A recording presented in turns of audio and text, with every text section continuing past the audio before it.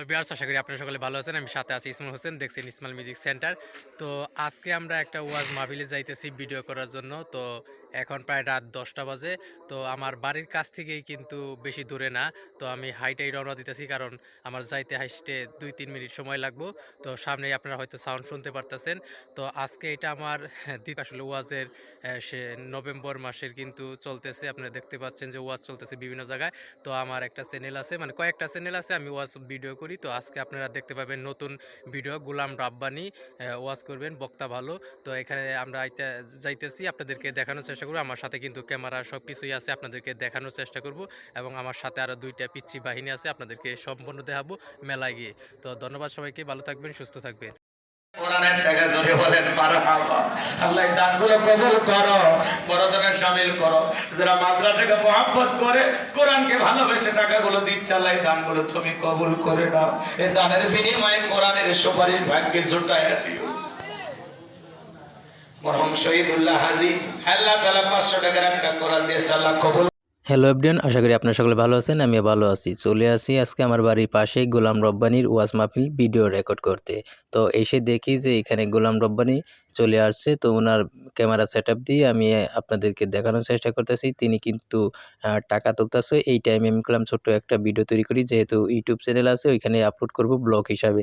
এটা আমার নতুন ব্লগ হিসাবে আপনাদেরকে দেখানোর চেষ্টা করতেছি। এখানে দেখবেন কি সুন্দর করে 17-18 তারিখে, আমি আজকে কিন্তু আছি 18 তারিখে। তো চলে আসলাম আপনাদেরকে। তো এইখানে টাকা কালেকশন করতেছে, তার পাশাপাশি আমি চলে আসলাম একটু খাওয়া দাওয়া করার জন্য। বাইরে এসে দেখি ডিমের বড়া, ইচার বড়া, মরিচের বড়া, কত রকমের বড়া যে রাখছে। আবার দেখি যে সাজায় রাখছে বার্গার, ওরে বাবা! পরে আমি একটা ডিমের বড়া নিয়ে খাওয়া শুরু করে দিলাম। পরে দেখি যে মরিচ সহ সবকিছু এখানে রাখা আছে। পাশেই দেখি যে যেখানে বিভিন্ন দোকানপাট, বিভিন্ন রকমের দোকান, আচার, জিলাপি, একবারে সবকিছুই আমি আপনাদেরকে দেখানোর চেষ্টা করব। তো এই পাশে দেখলাম যে এক হুজুরের দোকান দিছে, ইসলামিক বিভিন্ন আ অ্যা বই বা স্টিকার এর দোকান দিছে।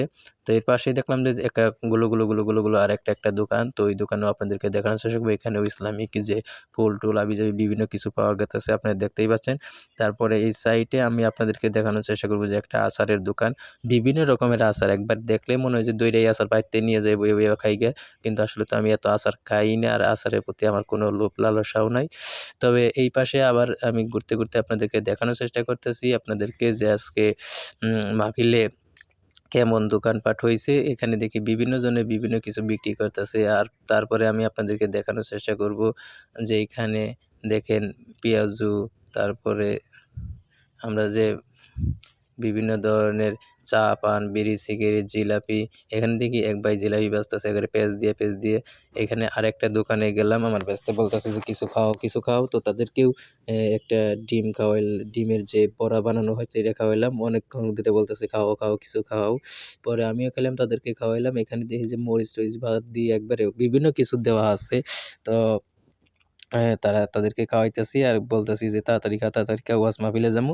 এর পাশেই গেলাম যে একটা পান খাই। ওরে বাবা! বিভিন্ন ধরনের মসলা দেইখা মনে হইতেছে বাইতে মসলা নিয়ে নিজেই একটা পানের দোকান দেই। ওরে বাবা! এখানে গোলাল না আতর কিছুই বোঝা গেতেছে না, কিন্তু কাঁচের ভিতরে খালি শুধু মাল আর মাল। এগুলা কিসের পানির মতো দেখা গেতেছে। এখানে দেখি যে এনে একটা দোকান দিছে। তো আমরা একটা পান খেয়ে চলে গেলাম সামনের দিকে যেয়ে দেখি যে মানুষ কম, সব গেছে গা ওয়াজ মাহফিলে। এখানে আরেকটা পরিচিত দোকানদার ছিল, উনিও দেখি যে একবারে ইসার একটা বাহার দেন হইছে। আমি বিভিন্ন সময় বিভিন্ন দাম বললাম যে ইসার দাম কত, ওটার দাম কত। হুদাই কিনবো না একটাও, কিন্তু হুদাই দাম বলতেছি আর ভিডিও করতেছি। এই পাশে দেখি যে শীতের ওরে বাবা কাপড়-চোপড় নিয়ে বইসা গেছে। তাছাড়া বিভিন্ন পেঁয়াজু, হালিম সবকিছুই আছে। এখানে বেশ কয়েকটা পোলা এসে বিভিন্ন ভিডিওতে কথা বলতেছে, আপনাদেরকে দেখানোর চেষ্টা করলাম। ভিডিও আমি তোমার আব্বা লাগি ব্লগ করতেছি, তুই দে কি দেব কিছু খেলা কি খাও, টাকা থাকলে সব হয়।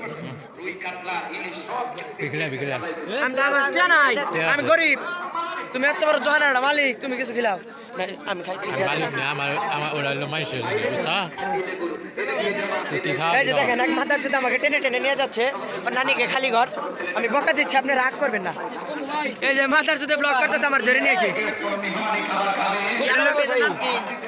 পেজ নাই ভিউ মানে যে ভিউ থাকলে না ঘুরে মানে কি জানা দরকার এটা বান কেন কইনো মানে কি জানা দরকার আরে কি জানা কি খেলাবো আমার ধরে নিছে আমলার খেলাম প্রশ্ন থাকলে আমার কই প্রশ্ন ধরে সকাল প্রশ্ন উদাহরণ দেব আমি আইছেন কোন আমি একটা প্রশ্ন দিছি মারে আইছিল মাহফিলে কোন এটা দোকানদারে হ্যাঁ আড্ডা আইছি মাহফিল আইছেন না নিনু কে আরে পুনে নিয়ে আইছি ছাওড়া কিনা দিমু হ্যাঁ ঠিক আছে বুতা খানা দিকে দেব বইনা আছে টিউব এই শুনেন আপনারা কি বক্তা নিয়ে আসুন টিউবের নাম কইতাছে হ্যাঁ মাঝে বলা না বলে টায়ার টিউব কয় বালতি কয় কেসে দেখুন দেয়া মানে নাট বল্টু তুই লাই না আমার স্ট্যান্ড হয়ে গেছে গেলাম